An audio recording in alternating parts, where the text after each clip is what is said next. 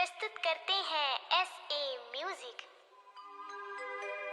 मैं मानिक राज देवा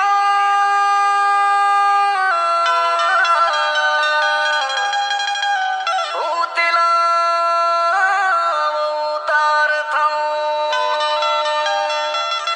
लगिया टोनी भूती सबकी भूतला वो झार था।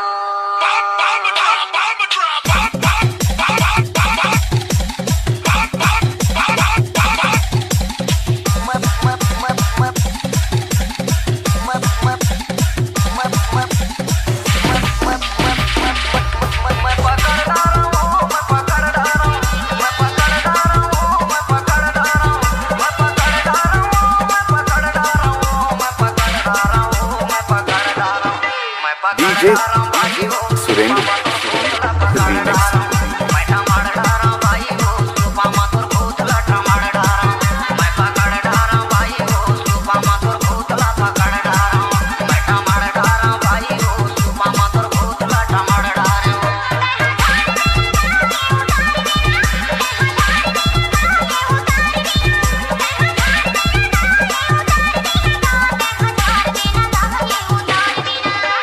DJ Surendra Remix।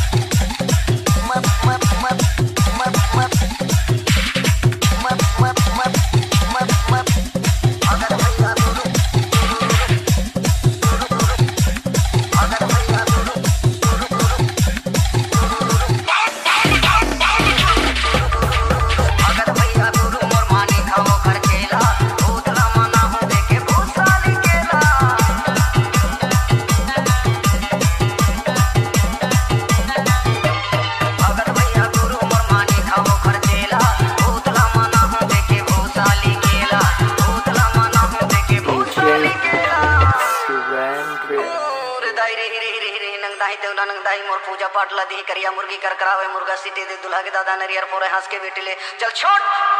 अब कैसे लगी भाई? बने नहीं लागत है भैया।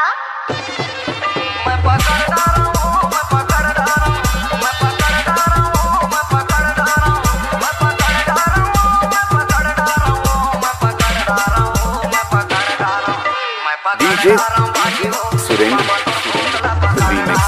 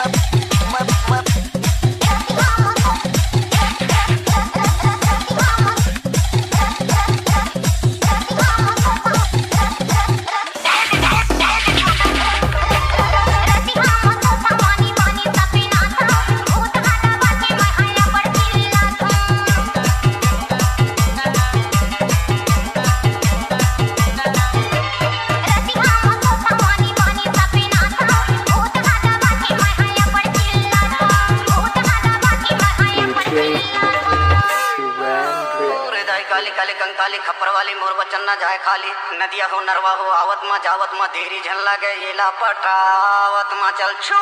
अब कैसे लगिस भाई? अभी भी बने नहीं लागत है भैया।